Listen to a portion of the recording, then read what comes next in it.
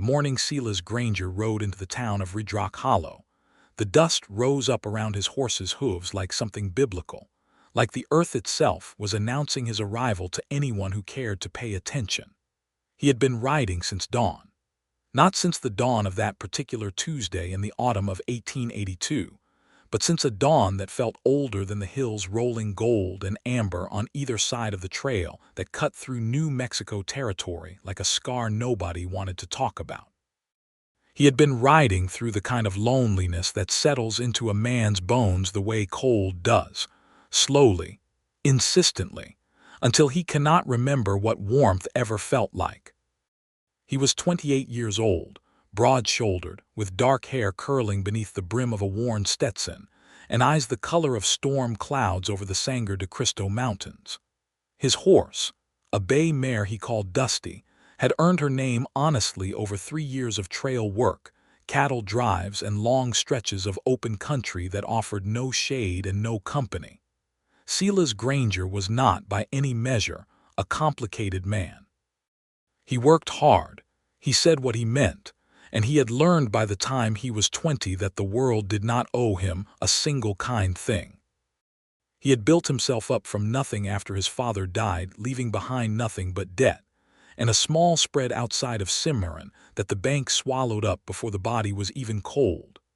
He had hired on with a cattle outfit, driven longhorns north to Kansas, saved his wages, and by the time he was 25 had enough to partner with an older rancher named Holt Buckner out near the Redrock Hollow Basin. When Buckner passed 2 winters ago, the land transferred to Silas fair and legal, and now he had 300 acres of decent grazing land, a small but solid house, and a herd of cattle that had done well enough this past season. He had everything a man was supposed to want. Everything except someone to come home to. He had not come to Redrock Hollow looking for love. He had come for feed supplies, a replacement saddle buckle that had cracked during the last drive, and to collect a letter the post rider said was waiting for him at the general store from his cousin back in Missouri. He had not come for anything else. He had told himself this 3 times over the last 5 miles of trail, the way a man does when he suspects his own heart of scheming behind his back. Redrock Hollow was not much to look at in the year 1882. It had a main street of packed dirt, a saloon called the Copper Spur, a livery stable, a church that had been built with more optimism than timber, a barber shop, a general store operated by a man named Clement Hayes who was as generous as he was talkative, and a small boarding house that also served meals to paying customers. There was a blacksmith, a doctor of questionable credentials named Aldrich, and somewhere between 50 and 70 souls, depending on the season and the weather and how many of those souls had given up on the territory and loaded their wagons back east. It was not much, but it was the closest settlement to Silas's spread, and he had made his peace with it. He tied Dusty outside Clement Hayes's general store, looped the reins around the hitching post with practiced ease, and stepped up onto the wooden boardwalk. The bell above the door announced him with a cheerful clatter that seemed at odds with the somber quality of the morning light filtering through the store's dusty windows. "Silas Granger," Clement said from behind the counter, already reaching for something below the shelf. He was a man in his late 50s with a generous belly and a mustache that had been waxed to aggressive points at its ends, a habit his wife had long since given up trying to discourage. "You have a letter here, and you are going to want to sit down before you read it." Silas did not sit down, because he was a man who took bad news on his feet. He took the envelope, broke the seal, and read the letter from his cousin Martin, which informed him in the most artless possible prose that their Aunt Clara in Jefferson City had died in September, that the estate amounted to very little, and that he need not trouble himself coming east. He folded the letter, tucked it in his shirt pocket, and ordered the supplies he needed without much additional conversation, which was a small mercy because Clement was a man who could find 40 words where 4 would do. He was loading the last of the feed sacks onto the pack horse he had brought along when he heard it. It was not a loud sound. It was, in fact, very quiet, which was precisely why it cut through the general noise of Redrock Hollow's mid-morning activity. It was the sound of something fragile being held together by pure stubborn will, and Silas Granger, who recognized that sound because he had made it himself on more occasions than he would ever admit, stopped what he was doing. Around the corner of the general store, in the narrow alley between the store and the barber shop, a woman was sitting on an upturned crate. She had a calico dress that had been mended in at least 3 places, dark auburn hair that had been braided and pinned up but had come partially loose, and she was pressing both hands flat against her knees the way people do when they are trying to hold themselves very still. Her face was turned away from the main street. She was not crying, but she had the look of someone who had decided she was entirely done with crying and was now simply existing in the aftermath. Silas stood at the corner for a moment longer than was polite. She turned then and caught him looking. Her eyes were the color of deep water over river stones, a green-gray that seemed to shift depending on which direction the light fell, and they registered his presence with a sharpness that told him this was not a woman who missed much. She was, he guessed, somewhere around 24 or 25, and she held herself with a kind of dignity that had nothing to do with good fortune and everything to do with the decision to remain upright regardless. "Can I help you with something?" she said. Her voice was steady, remarkable given the circumstances. "No," he said honestly. "I just heard you and wanted to make sure you were all right." "I am perfectly fine," she said, which was so plainly untrue that it seemed to startle even her. He nodded. He did not go away. He was not entirely sure why he did not go away. "Silas Granger," he said by way of introduction. She looked at him for a long moment as though weighing whether it was worth the effort. "Abigail Walker," she said finally. He leaned against the corner of the building because the pack horse was loaded and he had nowhere that required him urgently. "You are new here," he said. "I would have remembered you." "I arrived 3 weeks ago," she said, "from Texas, from a place outside of San Angelo." She paused. "It did not work out the way I had planned."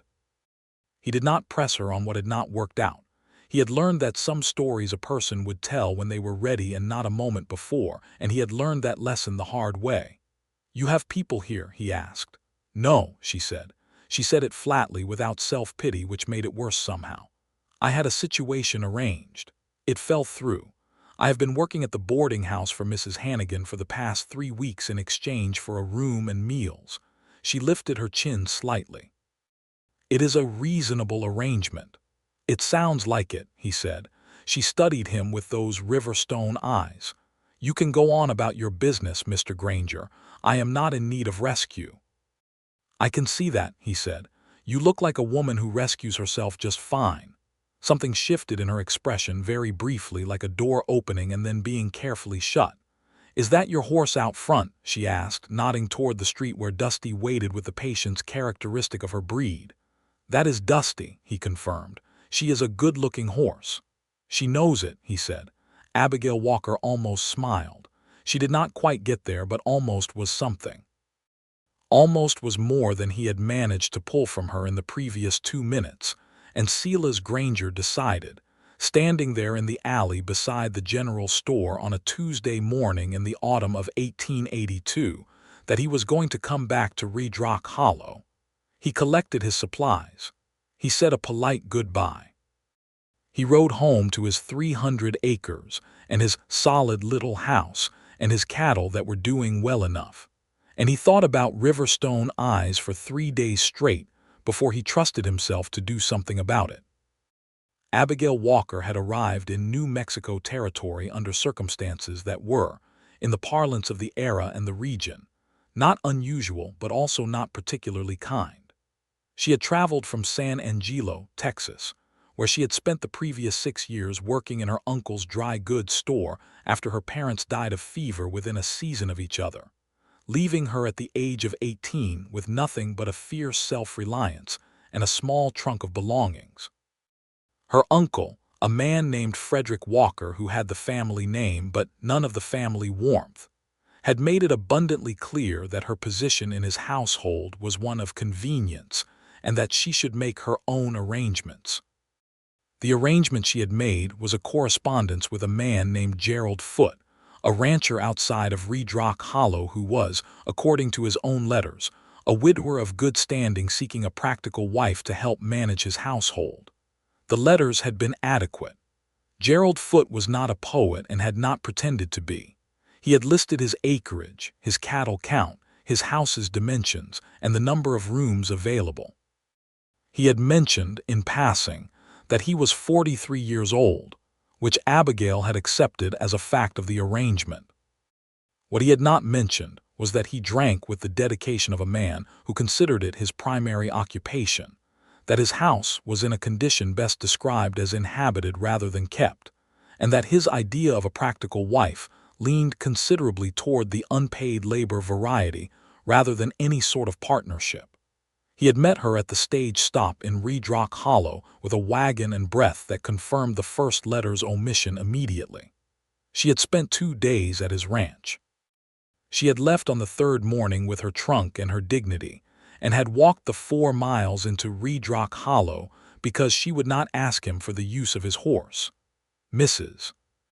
Hannigan, who ran the boarding house with the efficiency of a military campaign and the warmth of a woman who had seen every variety of human trouble, had taken one look at Abigail Walker's face and offered her the arrangement without being asked. Abigail was not a woman who broke easily. She had not broken in San Angelo, and she had not broken on the walk from Gerald Foote's disaster of a ranch, and she would not break now. But she was 24 years old in a territory where she knew no one, with no family and no prospects that she could see clearly in any direction, and the weight of that was considerable. It pressed on her in the quiet hours. It sat across from her at the small table in her room at the boarding house, and looked at her with the patience of something that knew it had nowhere else to be. She thought about Silas Granger more than she felt was appropriate, in those 3 days after their meeting in the alley.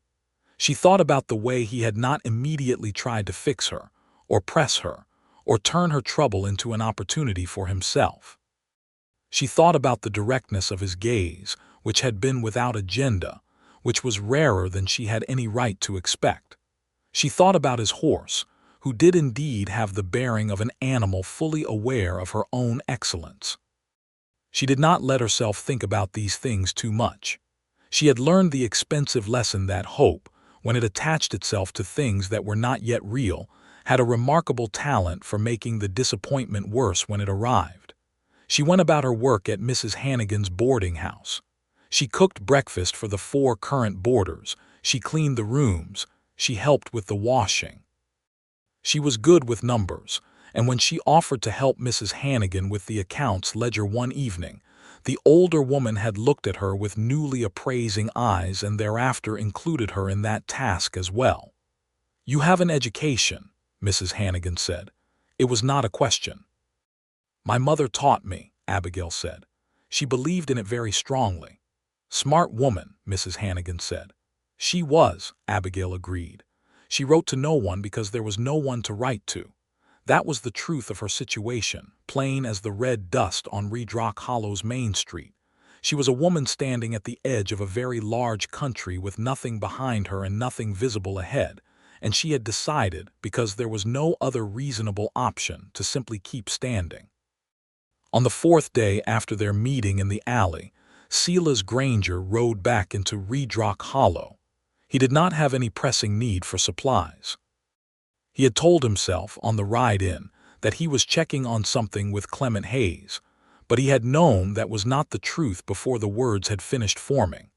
He tied Dusty at the hitching post outside Mrs. Hannigan's boarding house and stood on the boardwalk for a moment, experiencing the particular discomfort of a man who is not accustomed to uncertainty about what to do next. He went inside. Mrs. Hannigan herself was in the front parlor, mending something with the focused energy she brought to all tasks. She looked up at him with an expression that suggested she knew exactly why he was there and was reserving judgment until she had more information. "Mr. Granger," she said. "Mrs. Hannigan," he said, "I was wondering if Miss Walker might have a few minutes to spare this morning." Mrs. Hannigan studied him with the thoroughness of a woman who had spent 30 years in the territory watching men make good and bad decisions. "She is in the kitchen," she said finally. "Abigail," she called, without raising her voice very much, which was somehow more authoritative than shouting would have been. Abigail appeared in the doorway between the parlor and the kitchen, wiping her hands on her apron. She saw him, and her expression did the same thing it had done in the alley, that brief opening and careful closing, but this time there was something warmer beneath it. "Mr. Granger," she said. "Miss Walker," he said. "I was hoping you might take a walk with me. If you have the time, Mrs. Hannigan, I would have her back within the hour." Mrs. Hannigan made a sound that indicated she was not his scheduling concern and returned to her mending. Abigail looked at him for a moment. "All right," she said. They walked along the main street and then off it, following a path that led toward the creek that ran along the eastern edge of town. The cottonwood trees along the bank had turned yellow with the season, and the water ran clear and cold over the smooth stones in its bed. It was the kind of morning that the territory offered occasionally, as if in apology for all its harshness, blue and bright and generously warm. "You did not need any supplies today," Abigail said. It was not an accusation, it was an observation. "No," he said. He appreciated that she was direct. He was direct. It seemed like a reasonable foundation. "Why did you come back then?" He thought about how to answer that, because he had been thinking about it for 3 days and still had not settled on the exact words. "I find myself thinking about you," he said. "I thought if I came and saw that you were fine and the town was fine and everything was ordinary, I might stop." She looked at him sideways. "Is that working?" "No," he said. They walked in silence for a moment, and it was the comfortable kind of silence which surprised them both. "I should tell you some things," she said eventually. "You do not have to tell me anything you do not want to," he said. "I know that," she said. "But I think you should know what you are talking to before we go any further down this path." She meant the path along the creek, but she also meant the other path, and they both understood that. She told him about San Angelo, about her uncle, about Gerald Foote and his letters and his ranch, and her 2-day evaluation of the situation and her 4-mile walk. She told it plainly, without asking for sympathy, and she watched him while she told it to see what he did with it. He did not offer her pity, which she had anticipated and was already bracing against. He did not offer her outrage on her behalf, which would have felt performative. He was quiet for a moment after she finished, and then he said, "That was a harder road than most people would have walked without flinching." "I flinched," she said. "Plenty." "Everyone flinches," he said. "It is what you do after the flinching that matters." She stopped walking. She turned and looked at him properly, this man with storm-cloud eyes and a worn Stetson and 3 days of thinking about her apparently behind him. "You should know," she said, "that I am not a romantic notion. I am not a pretty picture. I am a practical woman in a complicated situation, and I am not entirely certain that I am worth a man's time and trouble." He met her gaze steadily.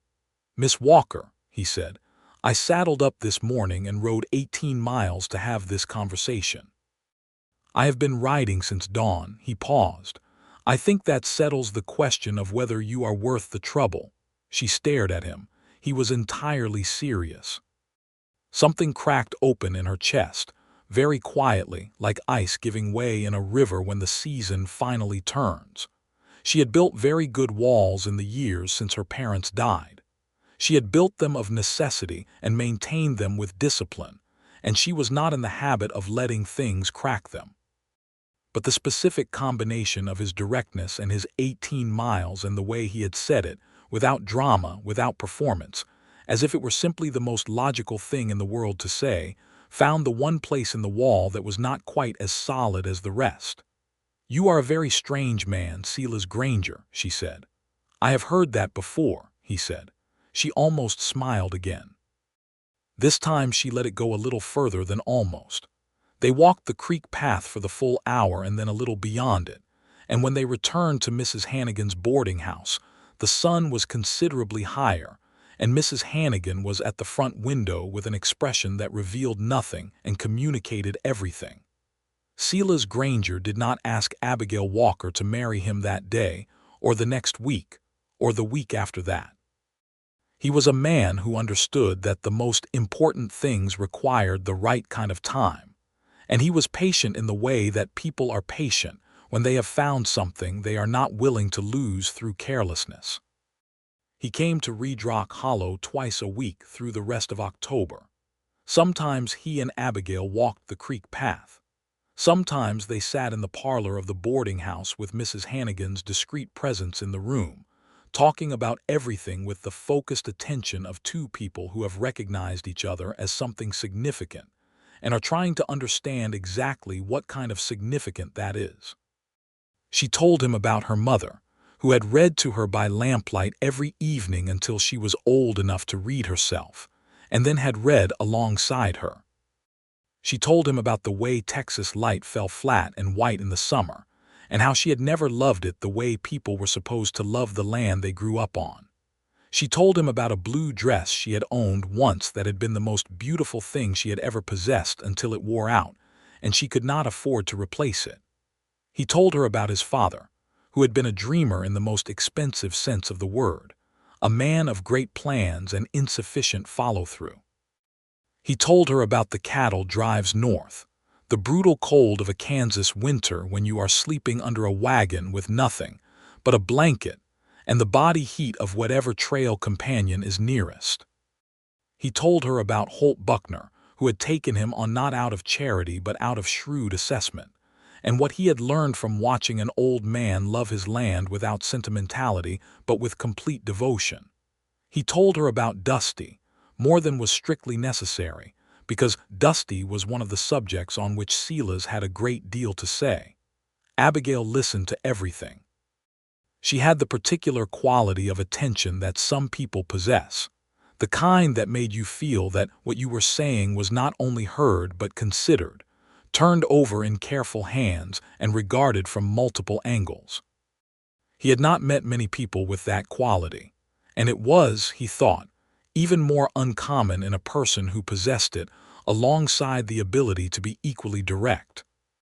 By the second week of November, he had met most of the people in Redrock Hollow who mattered, which was to say he had shaken hands with the blacksmith, argued good-naturedly with Clement Hayes about the relative merits of two different brands of barbed wire, and had been assessed with great thoroughness by Mrs. Hannigan, who declared her verdict to Abigail one evening with the precision of a judge reading a ruling. "He is a decent man," Mrs. Hannigan said, not looking up from the mending she seemed perpetually engaged with. "He has no obvious vices and his land is sound. He looks at you the way a man should look at a woman, which is to say with genuine regard and not merely appetite." "Mrs. Hannigan," Abigail said, somewhat flushed. "I am not being improper, I am being practical," Mrs. Hannigan said. "You are 24 years old and you have had a harder time than most. I am telling you that the man is worth your consideration." Abigail considered him. She had been considering him with increasing seriousness for the better part of 6 weeks, and the conclusion that kept presenting itself, no matter how carefully she examined it from every angle, was that she had developed feelings for Silas Granger that were no longer the mild warmth of gratitude or appreciation, but something considerably more inconvenient and alive. She was frightened of those feelings, and she was honest enough with herself to know why.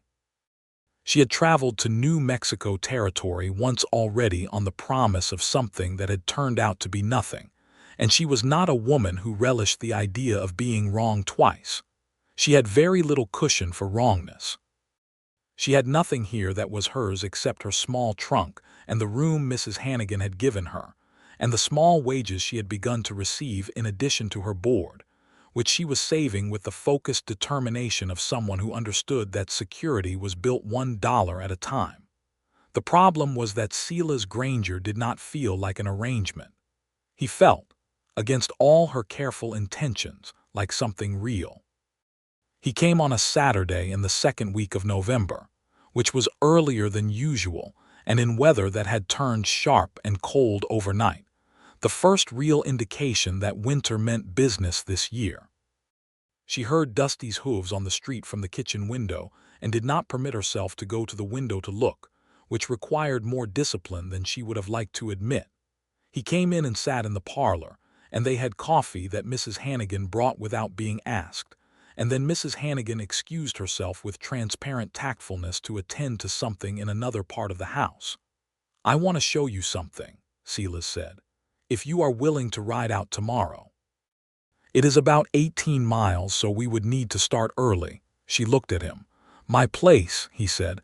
"My land, I want you to see it." She understood what this was. It was not a casual invitation.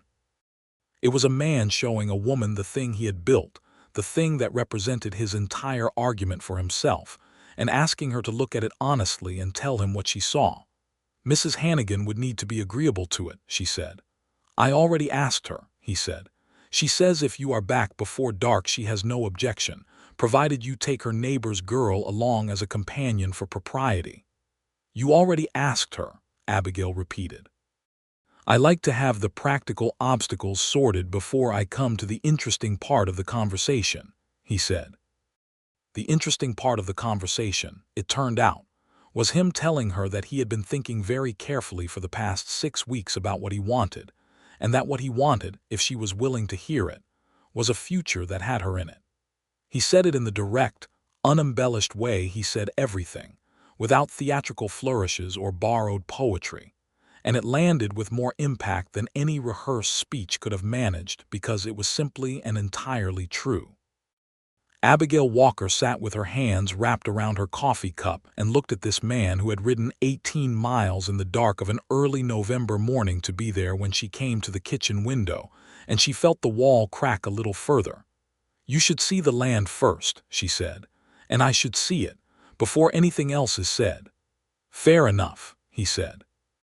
They rode out the next morning, Sunday, with Mrs. Hannigan's young neighbor, a cheerful girl of 16 named Polly, who spent most of the ride attempting to identify birds in the brush along the trail, and asking Silas the names of various geographic features, which he answered with patience.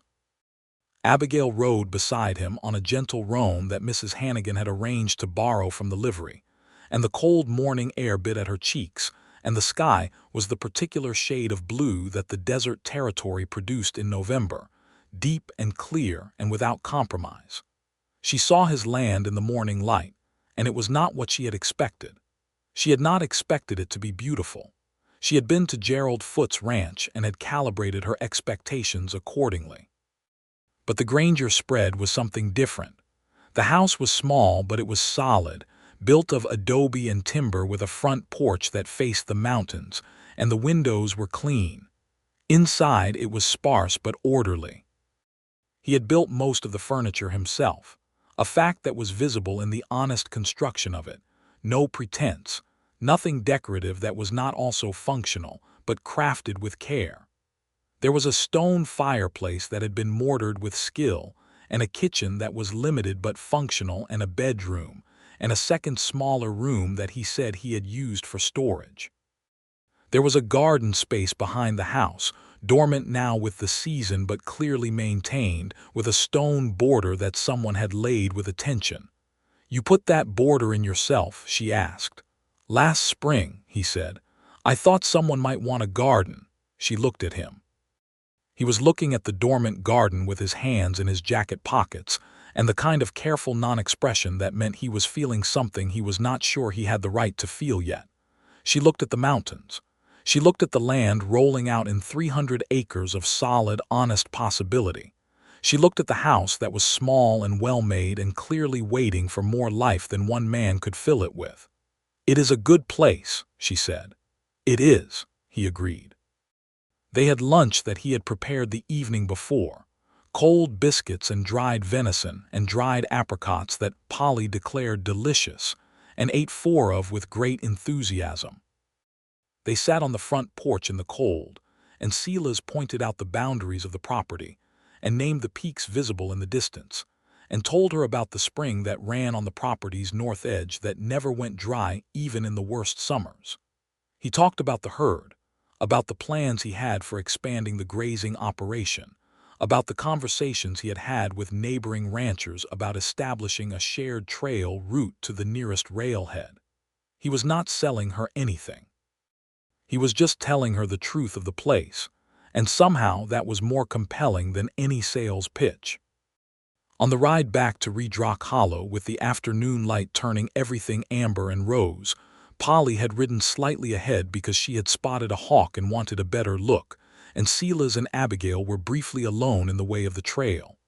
"What are you afraid of?" he asked her quietly, not as a challenge, as a genuine question asked by a man who had been watching her think all day and wanted to understand. She was quiet for a moment. Dusty and the roan walked at an easy pace, their hooves finding the familiar trail.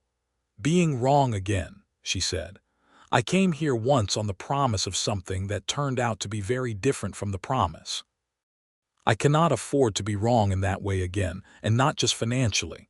I do not think I have the same kind of bounce in me that I had when I was 18 and coming through the first losses." "That is reasonable," he said. "But I am also," she continued slowly, "afraid of being right and not trusting it, of being so guarded that I miss something that is actually good because I cannot tell the difference anymore between genuine and fraudulent." He was quiet for a moment. "Can I tell you what I think the difference is?" he said. "Please," she said. "A man who is offering you something genuine does not need you to be someone you are not," he said. "He does not need you smaller than you are, or simpler than you are, or more grateful than the situation warrants. He just needs you to show up as yourself." He paused. "That is all I need." She looked at him in the amber afternoon light, this steady, direct, 18-mile man, and she made a decision. It was not a dramatic decision. It was not accompanied by trumpets or thunder. It was quiet and clear, and she felt it settle into her the way truth does, without fanfare, because it did not need any. "I would like to correspond with you," she said, formally, "with the intention of seeing where this leads." He looked at her. One corner of his mouth moved. "Miss Walker," he said, "I was hoping you would say something like that." What followed were 2 months of the most extraordinary, ordinary time that Abigail Walker had spent in her adult life. Silas came to Redrock Hollow twice a week without fail, and when the weather was too severe for riding, they sent letters by the post rider who ran the circuit between the town and the outlying ranches. She discovered that he wrote the same way he spoke, directly and without ornamentation, but with a precision of feeling that suggested he had thought very carefully about each word before committing it. She wrote back with equal care. She had not written to anyone for pleasure in years, and she had forgotten what it was like to compose words specifically for the purpose of communicating yourself to someone who wanted to understand you. It was a skill that returned quickly, like a muscle that had been rested rather than lost. She met his nearest neighbor, a rancher named Bill Corrigan, who was 50 and blunt, and had a wife named June who descended upon Abigail at the November church social, with the focused warmth of a woman who had been hoping for a neighbor she could actually have a conversation with for some time. June Corrigan was 42, had raised 4 children on the territory, knew every plant that grew within 30 miles and what it was good for, and had opinions on everything from territorial politics to bread baking that she expressed without hesitation. Abigail liked her immediately, and was liked in return with a thoroughness that was both gratifying and slightly overwhelming. "Silas Granger has been a good neighbor to us," June Corrigan said, pulling Abigail slightly aside from the church social's general milling activity. "Bill thinks very highly of him. He is steady. The land he has built is honest land, and honest land says something about a man." She fixed Abigail with a direct look. "Are you a woman who knows her own mind?" "I try to be," Abigail said. "Good," June said, "because a man like that needs a woman who knows her own mind. Not to manage him, he manages himself just fine, but to be his equal, which is what he will want." She paused. "I am not telling you anything you do not already know, I can see that. I am simply confirming it from the outside." December came with cold that settled seriously over the territory, and with it came the particular silence of a landscape buried in frost, the kind of silence that makes indoor conversations feel more significant because the world outside has quieted down to give them room. Silas came on a Friday afternoon in the first week of December and sat across from her in Mrs. Hannigan's parlor with a look on his face that she had not seen before. It was not uncertainty, exactly. He had more confidence in himself than most men she had met, not arrogance, but the settled certainty of someone who knew who he was and what he could do. It was something closer to vulnerability, which on his particular face looked like great stillness with something moving underneath it. "I have been thinking," he said. "You have been thinking since approximately September," she said. "Could you be more specific?" That surprised a laugh out of him, brief and genuine, and something in her chest did what it had been doing with increasing frequency in his presence, which was to feel warm in a way that was not at all unpleasant. "I want to marry you," he said. "I know that is plain and without ceremony, and I am sorry if that is not what you wanted to hear it sound like. But I have been thinking it plainly for weeks, and I could not think of a better way to dress it up that would also be honest, so plain is what you get." She looked at him for a long moment. "I know," he continued more quietly, "that you came here once before and it did not go the way you hoped. I know you have built yourself on nothing twice over, and you are not in the habit of relying on promises. I know that I am asking you to take a significant chance on something that requires trust, and that trust is not a simple thing to give when it has cost you before." He paused. "I am not Gerald Foote. I am not your uncle. I am not anyone who has made you a promise they were not prepared to keep. I am a man with 300 acres and a solid house and no debt and no secret vices, and I am telling you as honestly as I know how that I want you to be my wife, not because I need a housekeeper or a practical arrangement, but because I have not been able to think straight since September, and I would very much like to be able to think straight again."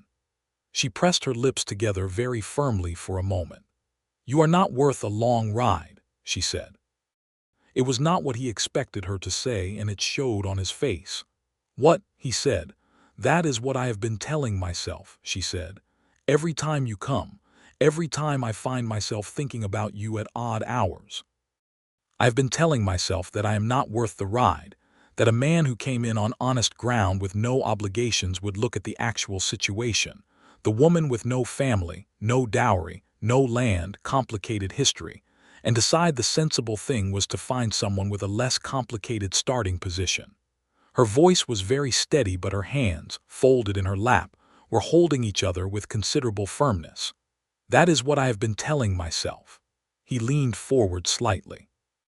"Abigail," he said, which was the first time he had used her first name, and it landed with the weight of a deliberate choice.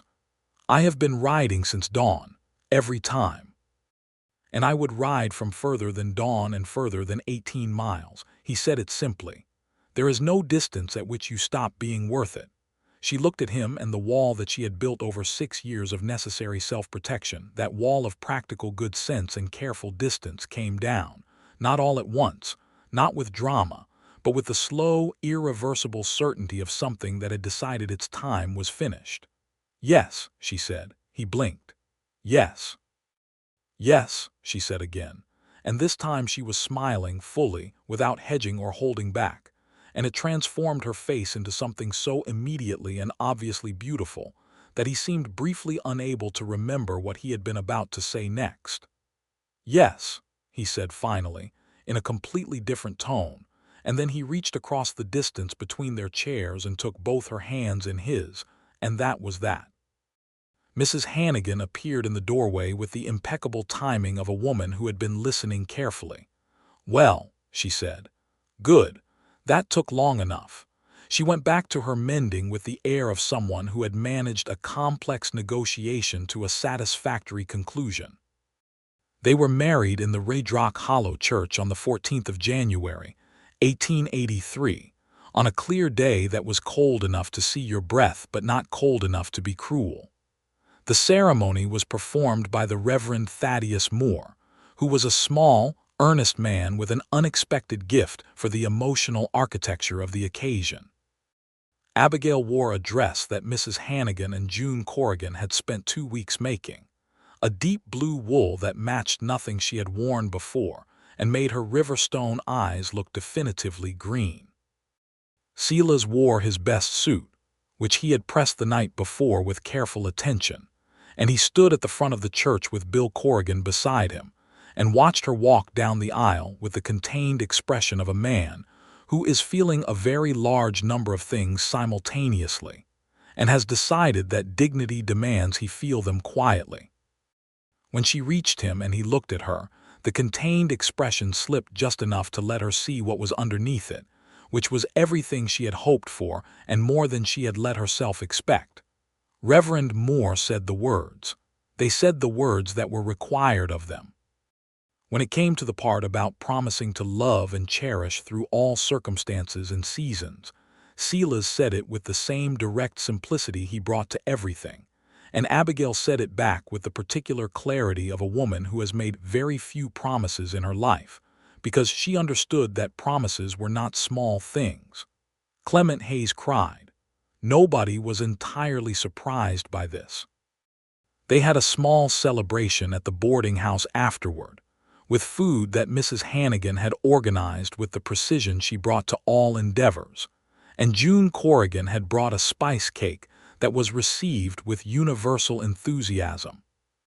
The 4 boarders had been invited and attended with varying degrees of celebratory spirit. Polly, the neighbor's girl, had dressed in her best and spent the afternoon oscillating between watching the proceedings with great romantic intensity and competing with herself to see how many pieces of spice cake she could consume without being noticed.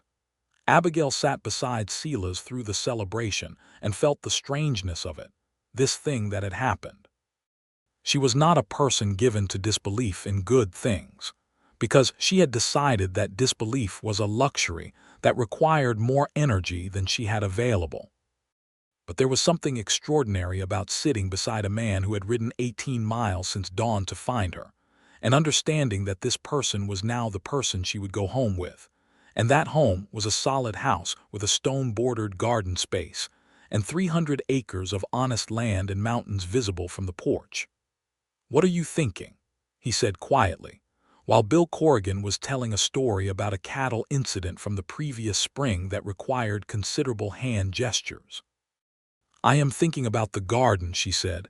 "In the spring, what I want to grow." He looked at her. "Tell me," he said. She told him about the herbs she had grown with her mother, the kitchen garden in the small house in Texas, before everything changed. She told him about the specific green and gold quality of a garden in good summer light, and what she wanted the stone border to contain. She told him about tomatoes and sweet peppers and the particular satisfaction of food you grew yourself. He listened with the full attention he always gave her, and under the table his hand found hers and stayed there, which was, she thought, the most contented she had ever felt. The ride home that evening, their first ride home as a married couple, was 18 miles of cold night air and stars that blazed in the clear black sky with the extravagance only the desert territory could produce. Abigail rode the roan that Silas had purchased from the livery as a wedding gift, a practical and heartfelt gesture that she had received with more emotion than she had displayed at the time. Her trunk was loaded on the pack horse. Everything she owned was moving toward the house on the hill. "Are you warm enough?" he asked. "I am fine," she said. "Tell me if you are not." "I am not a woman who suffers in silence about being cold," she said. "I would have told you." He laughed, and the sound of it went up into the cold air, and the stars were enormous overhead, and they rode home together through the New Mexico night. The first winter on the Granger spread was not easy, but it was good. They were learning each other in the way of people who have come together with fully formed selves, which is to say with occasional friction and consistent respect, and the discovery that being known by someone you have chosen is a different and better country than being alone in the geography of yourself.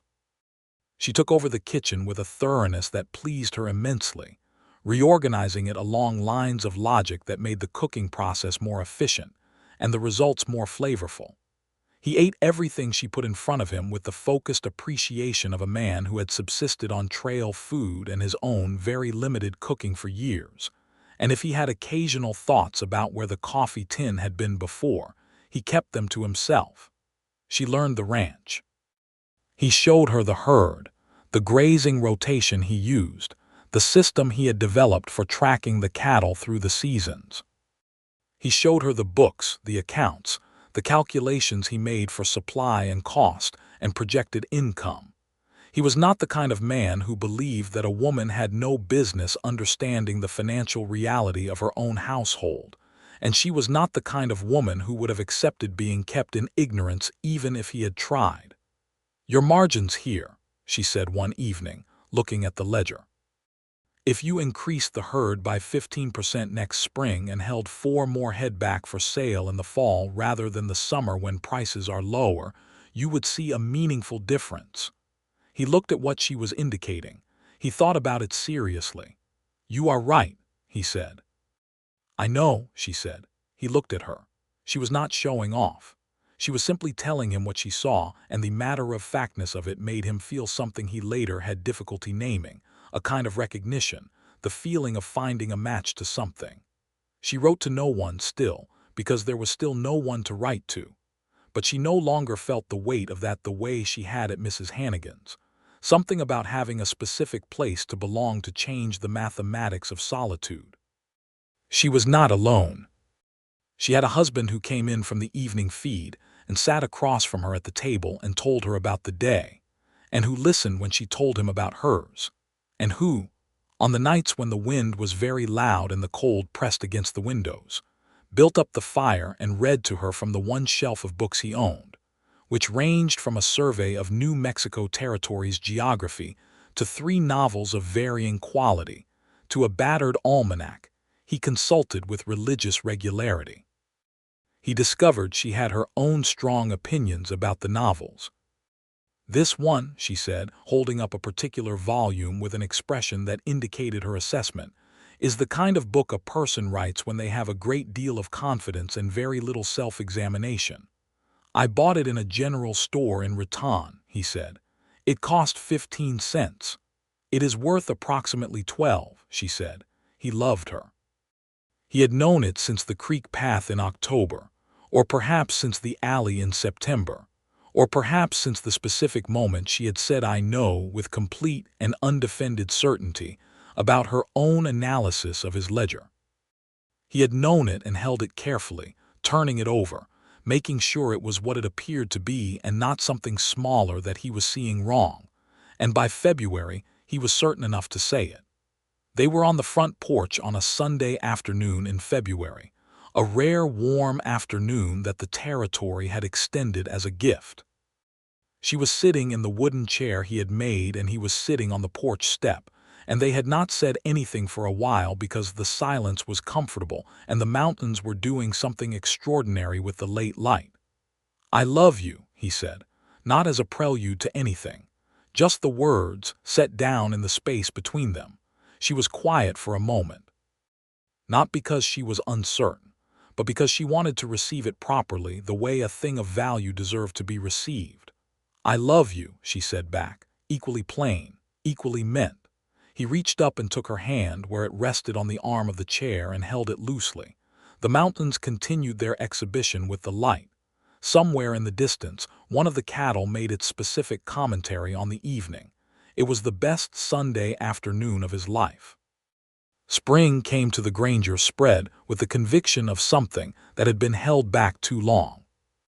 The desert woke up in stages, first the scrub turning from brown to uncertain green, then the cottonwoods along the spring putting out their first leaves, and then one morning in March the air was soft and carried the smell of wet earth, and Abigail Walker Granger put on her working clothes and went out to the garden. She worked it for 2 weeks, turning the soil, working in the compost she had been building through the winter, laying it out along the lines she had planned through the cold months. She planted her kitchen herbs along the south-facing edge where they would get the most sun. She planted the tomatoes and sweet peppers in their rows. She planted corn and beans together because her mother had taught her that they helped each other, which she thought was a fine principle for plants and people alike. Silas helped her set in the bean poles one Saturday, working steadily beside her without being asked, learning the layout as they went and asking practical questions that told her he was paying genuine attention. "Your mother taught you all of this?" he asked. "Everything she knew," Abigail said.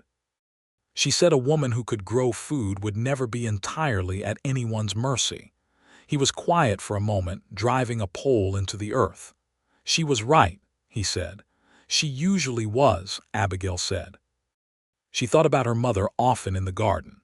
It was the place where her mother was most present, in the small, precise knowledge of which plant wanted what, in the patience of watching things grow from very small beginnings into something substantial. She had not had a garden since she was 17, before the fever took both parents within that single terrible season. Having one again felt like retrieving something she had thought was permanently lost. The herd prospered through the spring and summer. Silas had taken her advice about the cattle count and the fall sale timing, and the results when they came in confirmed the calculation. They hired on a young cowhand named Pete, a 20-year-old from somewhere east of Albuquerque who was quiet and diligent, and had a gift with horses that bordered on the mystical. He slept in the small outbuilding Silas had built as a bunkhouse, and was so unobtrusive about his presence that Abigail sometimes forgot he was there until she heard him talking to the horses in the corral. Bill and June Corrigan came for Sunday dinner twice a month, which Abigail had proposed, and which everyone had agreed to with more enthusiasm than was perhaps strictly dignified. June brought things from her own garden and her own considerable experience. Bill and Silas talked cattle and land and water rights and the ongoing negotiations between the smaller ranchers and the larger outfits that were beginning to push into the territory with the particular confidence of money behind them.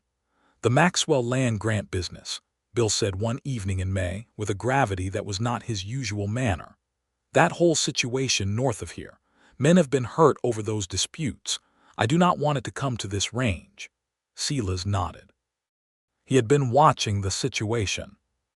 The Maxwell land grant conflict had been escalating for years. Large landowners and their hired men on one side, small settlers and farmers on the other, with real violence running underneath it. He had been careful to ensure his own deed was unimpeachable and to maintain good relations with his neighbors, because he understood that in the territory, the difference between security and catastrophe was often how many people around you felt they had a stake in your survival. "We stay clear of it," Silas said, "and we make sure the men close to us know whose side we stand on, which is our own and our neighbors, and no land barons." Bill Corrigan nodded with satisfaction. Abigail listened to these conversations and contributed when she had something useful to say, which was more often than the men might have anticipated before they knew her. She had grown up in her uncle's dry goods store in San Angelo listening to men talk business, and she had developed a good ear for the difference between real concern and posturing. The Maxwell situation was real concern, and she was glad Silas treated it as such. In the summer of 1883, Abigail discovered she was with child. She had known for 2 weeks before she told him, not out of hesitation about his response, but because she wanted to be certain. She had seen women in San Angelo hope prematurely and then grieve publicly, and she preferred to keep the thing close until it was solidly real. She told him on an evening when the heat had broken, and they were sitting on the porch watching the last of the light leave the mountains. She said it plainly, because that was the only way either of them knew how to say important things. He was silent for a moment. Then he stood up from the porch step and came to her and crouched down in front of her chair so they were at eye level, and he took both her hands in both of his, and the look on his face was so unguarded and so extraordinary that she felt tears come to her eyes, which surprised them both. "Are you crying?" he said, with gentle astonishment. "Apparently," she said. He reached up and wiped the tears from her face with his thumb, slowly, and then he leaned his forehead against hers, and they stayed like that for a while with the mountains in front of them going dark blue and silver in the fading light. "I am going to be a good father," he said quietly. It was not a boast. It was a promise. "I know," she said. June Corrigan received the news with the intensity of someone who had been hoping for it. She arrived the following Sunday with opinions, experience, and 3 different herbal preparations she trusted absolutely. She also brought a small quilt she had apparently already begun, which made both Abigail and Silas look at her with new respect. "I knew by March," June said simply. "I have raised 4 children.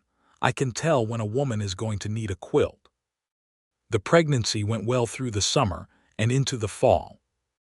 Abigail continued her work, more carefully as the months progressed, and refused to be treated as an invalid, which was a position Silas navigated with more diplomatic skill than anyone might have credited him for. He was protective without being suffocating, attentive without hovering, and he had a talent for appearing at the exact moment something needed lifting without making it seem like he had been watching for it. The baby arrived in the first week of February, 1884, in the midst of a snowstorm that plastered itself against the windows with great theatrical commitment. Dr.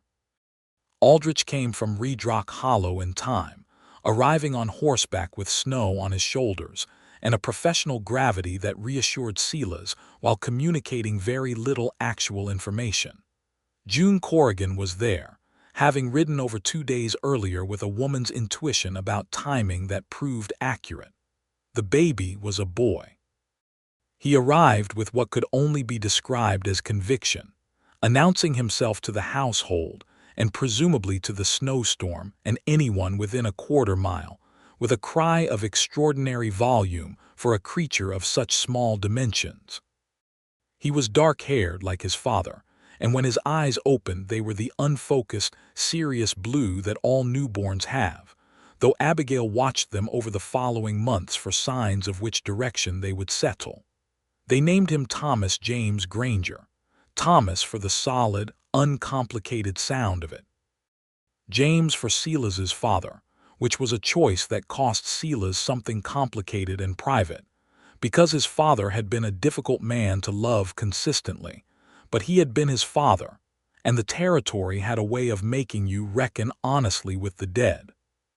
Thomas James Granger was, objectively speaking, an excellent baby in the sense that he was healthy and grew well, and had a personality that suggested he had arrived with opinions already formed and intended to express them.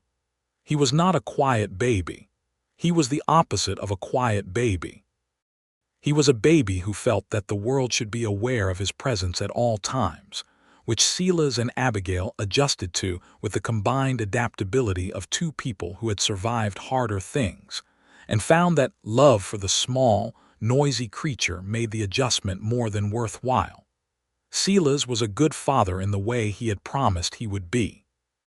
He held the baby with the careful confidence of a man who had handled small, fragile things before, foals and motherless calves, and who understood that gentleness was not incompatible with strength.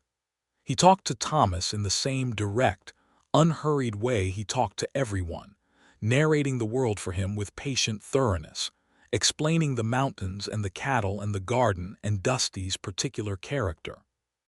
Abigail would sometimes listen from another room and feel something so full inside her that she could not have named it in words, though she recognized it as the truest form of contentment.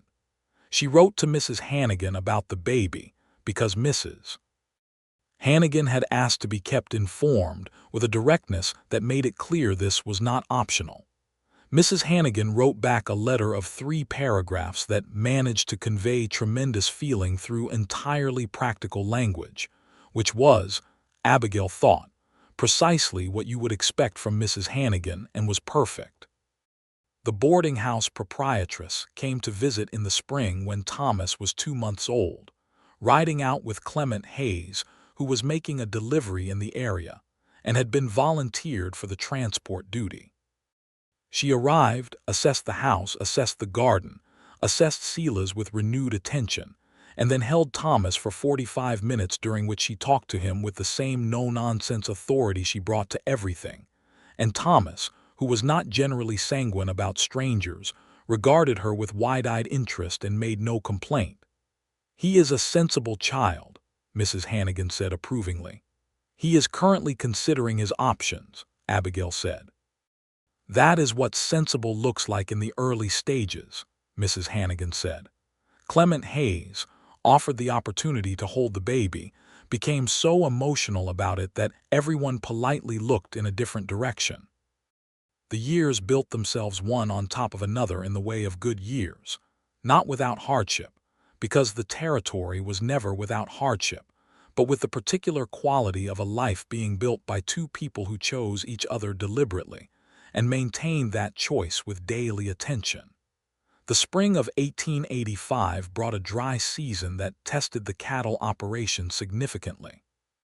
The creek on the property's north edge ran lower than Silas had ever seen it, and two of the neighboring ranches further out had wells that went dry entirely. He rode out to check on the families in those cases, bringing water from his spring and staying to help where he could, because that was the law of the range, not written down anywhere but understood by everyone with enough character to abide by it. It was during this time that Abigail organized something that she presented to him one evening when Thomas was asleep, and they were sitting at the table with the accounts between them. "I have been talking to June," she said, "and to Mrs. Hayes and to Clara Bright from the ranch east of the Corrigans. We want to establish a kind of cooperative arrangement for the dry season.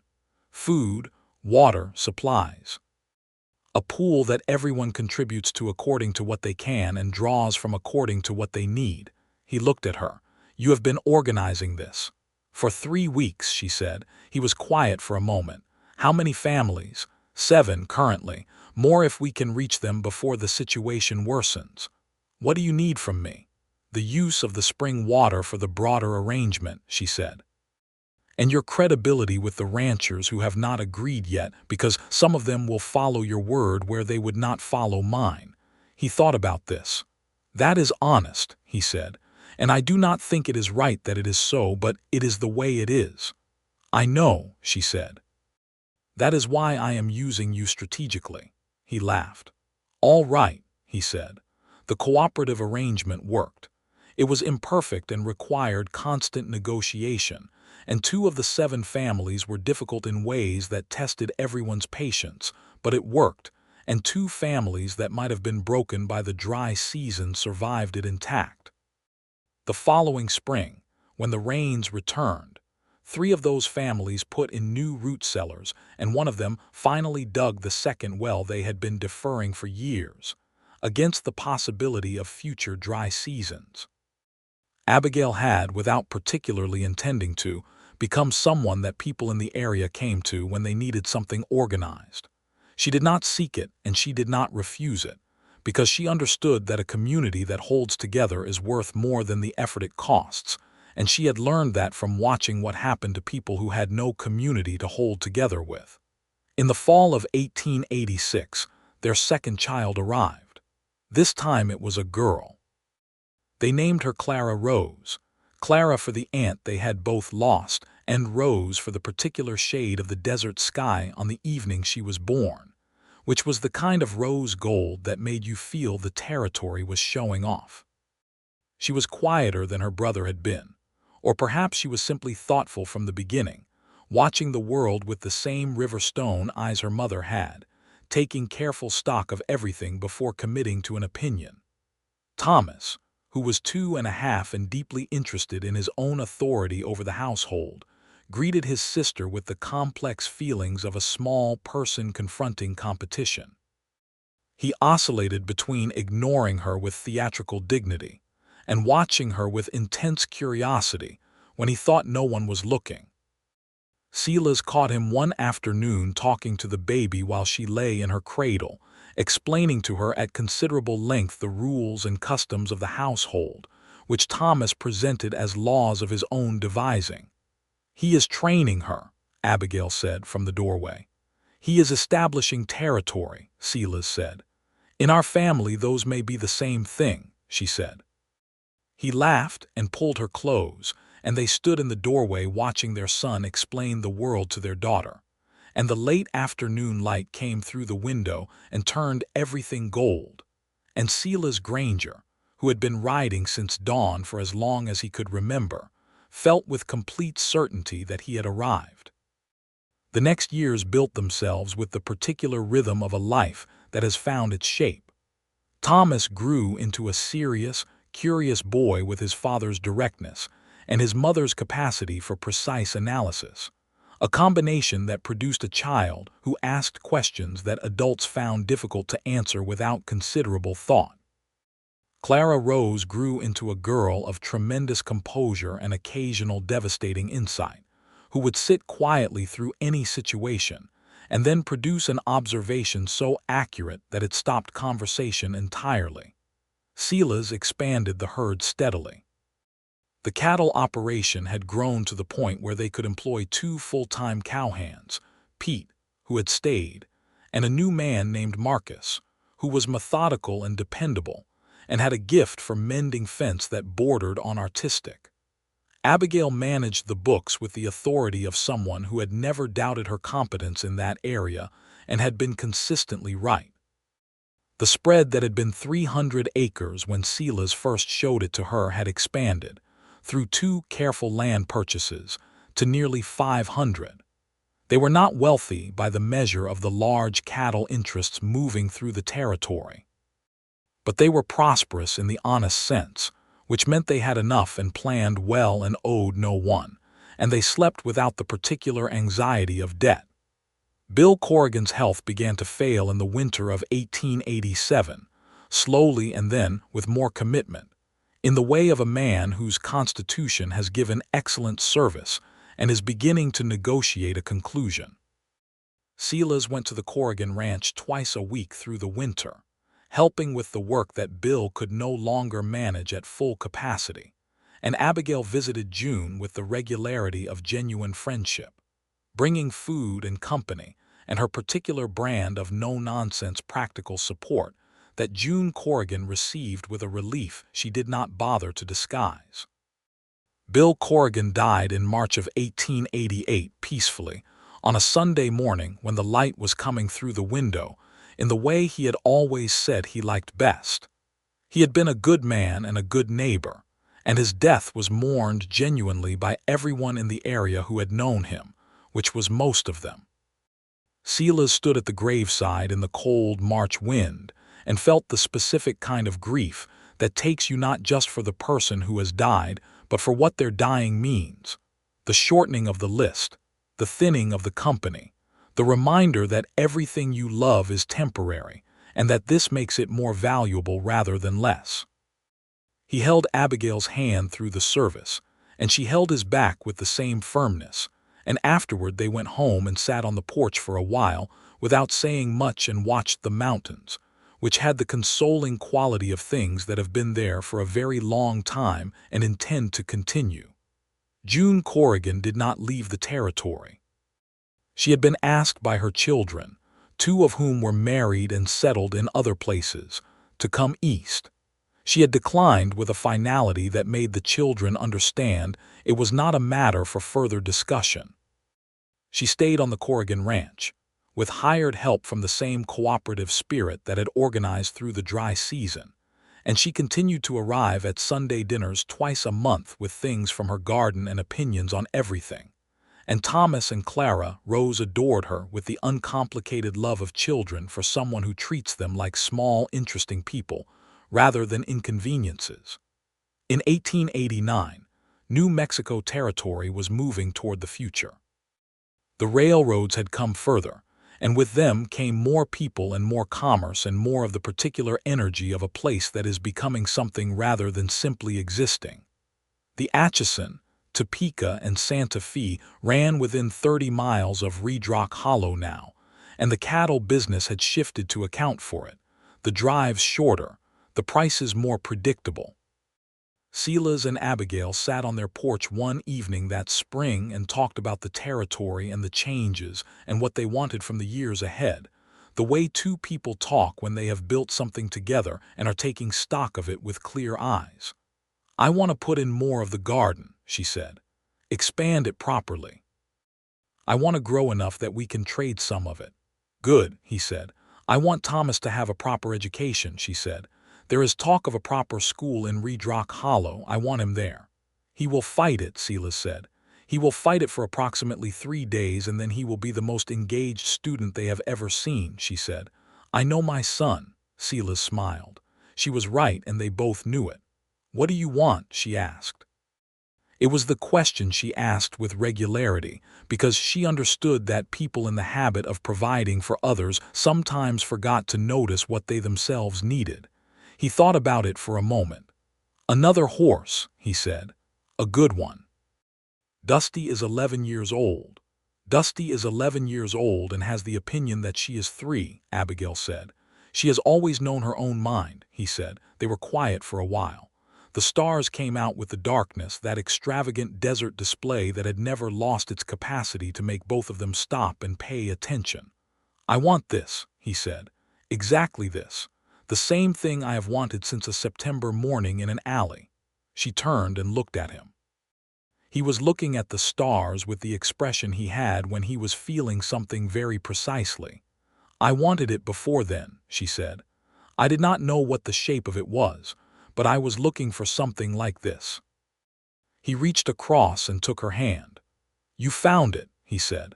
"We found it," she corrected. In the summer of 1890, Clement Hayes retired the general store and sold it to a younger man from Las Vegas who had his wife with him, and a quantity of enthusiasm that Clement found both exhausting and reassuring. Clement and his wife moved to a smaller place at the edge of town, where he could tend a vegetable garden and attend church socials, and talk to anyone who would stand still long enough, which was his particular idea of a complete life. Mrs. Hannigan continued the boarding house with undiminished efficiency until 1891, when she sold it to a couple from Ohio and moved into a smaller house she had purchased outright, declaring that she had provided bed and board for 30 years and intended to spend the next portion of her life being provided for by no one and providing for no one, which she did with great contentment. Abigail visited her regularly, and they had conversations over tea in Mrs. Hannigan's small, immaculately ordered parlor that covered everything from the quality of the current territorial government to the proper method of putting up preserves to the education of children in a changing territory. Mrs.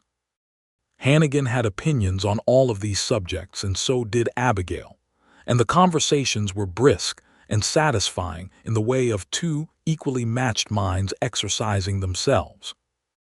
Thomas Granger, who had fought the schooling for exactly 4 days before becoming, as his mother predicted, the most engaged student in the one-room Redrock Hollow School, was 10 years old in 1894, and already reading everything he could get his hands on and asking questions about engineering and land surveying that had been beyond Silas's ability to answer for at least 2 years, which Silas took with genuine pride rather than embarrassment. Clara Rose was 8 and had decided, with the finality of a person who does not make decisions lightly, that she wanted to be a doctor. She had arrived at this conclusion after watching Dr. Aldrich handle a broken arm with impressive incompetence, and deciding that she could do better, which Abigail did not dismiss as a child's fantasy, but instead began the quiet process of identifying what education would require. "She is serious about it," Abigail said to Silas one evening. "She is always serious," he said. "I mean she has a genuine aptitude," Abigail said. "She asks the right questions. She is not interested in the dramatic aspects. She is interested in how the body works and what helps it work better." "Like her mother," he said. She considered this. "Like both of us," she said. "She has your directness and my inclination to understand how systems work." "God help anyone who gets in her way," he said. Abigail smiled. "Yes," she said. "Exactly." In the fall of 1894, Silas did something he had been thinking about for years. He sat down with Abigail and spread out the account books and the land deed and the most recent assessment of the herd's value, and he proposed that they use a portion of their savings to buy the adjacent parcel that had come up for sale, an additional 100 acres that connected to their north edge, and gave them direct access to the larger spring on that property. She looked at the numbers carefully, the way she always did, turning them over, checking them from different angles. If we do this, she said, we will need to hold tight for 2 years while we rebuild the reserve. Yes, he said, and we would need another hand to work the additional pasture. Yes, he said. She looked at the numbers for another minute. Do it, she said. He looked at her. She was looking at the map at the additional 100 acres that would complete the shape of the property in a way that had always seemed slightly unfinished without it. You are sure, he said. The spring is worth it, she said. In a dry year, that spring is the difference between keeping the herd and losing half of it. You know that. He did know that. He had known it for 3 years. I wanted you to see the numbers and agree, he said, not just take my word for it. She looked up at him. I know, she said. It was one of the things she loved about him, that he had never once treated her understanding of the business as a courtesy rather than a genuine input. He had respected her analysis from the beginning with a completeness that she had not always received from others, and that she was more grateful for than she sometimes expressed. She expressed it now, not in words, but in the way she reached across the table and put her hand over his and let it rest there. He turned his hand and held hers. We have built something good here, he said. We have, she said. The 100 acres were purchased in November of 1894, and the spring on the new parcel proved worth every dollar they had paid for it, and more over the following dry summers. The years continued their accumulation with the serenity of a life that has found its true pace. Pete, the cowhand who had come at 20, was now 32, and had become the kind of indispensable presence that a ranch builds itself around, managing the day-to-day operations with a quiet authority that left Silas free to deal with the larger picture. Marcus had left some years ago, but had been replaced by 2 younger men who were learning the operation with the same patience that Pete had demonstrated a decade earlier. Thomas left for Albuquerque in 1901, when he was 17, to attend a school of engineering that had been established there. He left on a clear morning in September on a horse that was younger and faster than anything Silas had ever seen him ride, and he turned once at the end of the road and lifted his hand, and Abigail held Silas's arm and watched him go with the complicated love of a parent who has prepared a child for the world and is now releasing them into it. She did not cry until the road was empty. Clara Rose was 15 and was already corresponding with a woman doctor in Santa Fe who had agreed to guide her studies. She was, by every indication, going to do precisely what she had announced at 8 years old that she was going to do, which surprised no one who knew her. Silas was 45 years old in the year 1899, which was the year he sat on the porch on a September evening and thought about the morning 16 years ago when he had ridden into Redrock Hollow and found a woman in an alley who had the kind of quality that you recognized before you could explain what it was you were recognizing. Abigail was 39, and she sat beside him on the porch in the same chair she had occupied on the evening he first said he loved her, and the mountains in front of them had not changed by a single stone. You know what I was thinking about today, he said. Tell me, she said. I was thinking about the first time I saw you, he said, in the alley behind Clement Hayes's store. She was quiet for a moment. I was not at my best, she said. You were exactly what you were, he said. And what you were was extraordinary. She turned and looked at him. He was looking at the mountains, but she could see his face in profile, the lines that the years and the sun had put there, the gray that had come into his hair at the temples, the fundamental steadiness of his expression that had never changed from the first morning. You were the most direct man I had ever encountered, she said. You stood at that corner and did not try to fix anything. You just asked if I was all right. I could see you were not all right, he said. But I could also see you were handling it. I was barely handling it, she said. You were handling it, he said firmly. Barely and handling it are not mutually exclusive. She smiled. No, she said. I suppose they are not. You told me you were not worth a long ride, he said. I think about that sometimes, the fact that you believed it. I believed it for a little while, she said. You made it difficult to maintain the belief. Good, he said. She took his hand. I was worth it, she said, not boasting.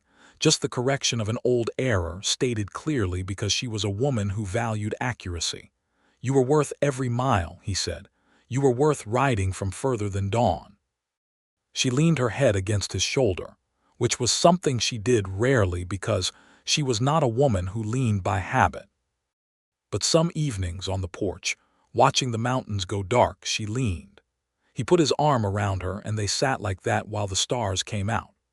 Thomas came back from Albuquerque in 1904, at the age of 20, with an engineering qualification and a young woman named Alina, who had grown up in the territory speaking both English and Spanish with equal fluency, and had a precision of mind that Abigail recognized immediately.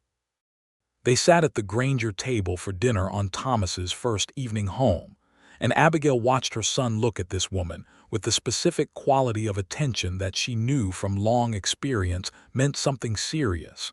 And she looked across the table at Silas, who met her eyes with the slight smile that told her he had noticed the same thing. They were married the following year, Thomas and Alina, in a ceremony in Raydrock Hollow that the whole area came to, because the Grangers had become the kind of family that the region had built itself around, and their occasions were community occasions. Abigail wore a dark red dress that Clara Rose had helped her choose, and Silas wore his best suit, pressed the night before just as he had pressed it for their own wedding, and they sat in the church and watched their son stand at the front with the same contained expression that Silas had worn in 1883, feeling everything and displaying it with quiet dignity. And when Alina walked down the aisle and Thomas's expression slipped just enough to let everything through. Abigail took Silas's hand and held it hard. He held hers back just as hard.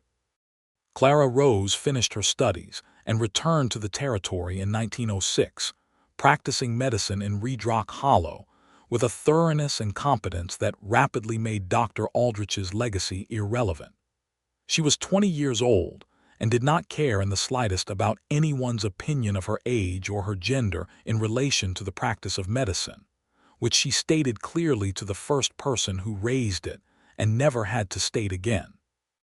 She was also, by 1907, corresponding with a young man named David who was a lawyer in Santa Fe, and who arrived at the Granger Ranch one Sunday that summer with a thoroughness of preparation about his intentions that Silas respected immediately. "I would like your blessing," David said, sitting across from Silas in the front room with the direct manner of a man who had decided to be straightforward and was committed to it.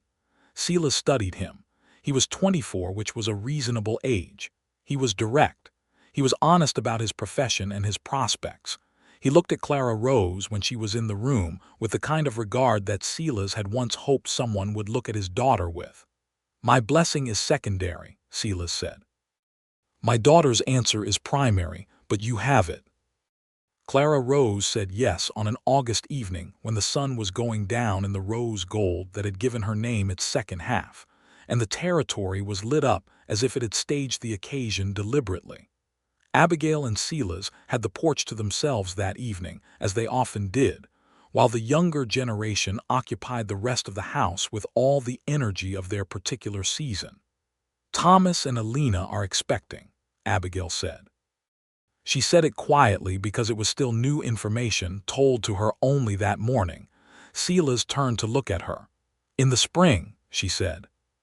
He was quiet for a moment, taking this in with the same careful attention he brought to anything that mattered very much. "A grandfather," he said, "and a grandmother," she said. He looked at the mountains, and she could see on his face something she had seen before, that particular expression of a man who has arrived somewhere he did not know he was heading toward and is taking the measure of it. "I have been trying to think," he said slowly, "of a word for this. What this is. All of it." He gestured not at anything specific, but at everything. The house, the land, the mountains, the sounds coming from inside where their son and their son's wife and their daughter were talking with the animation of people who are happy and do not feel the need to be quiet about it. "What did you come up with?" she said. He was quiet for a moment. "Enough," he said.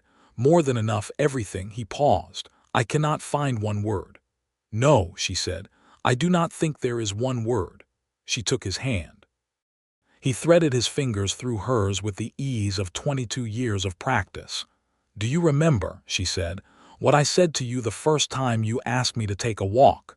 "You said you were perfectly fine," he said, "which was not true." "Which was not true," she agreed. "And you did not argue with me about it, you just stayed." "I knew you would get there," he said. "How?" she said. "How did you know?" He thought about it. "Because you were already halfway there," he said. "The only thing that was stopping you was deciding you were worth the trip." She was quiet. The evening settled around them, warm and full and entirely present. "Thank you," she said, "for riding."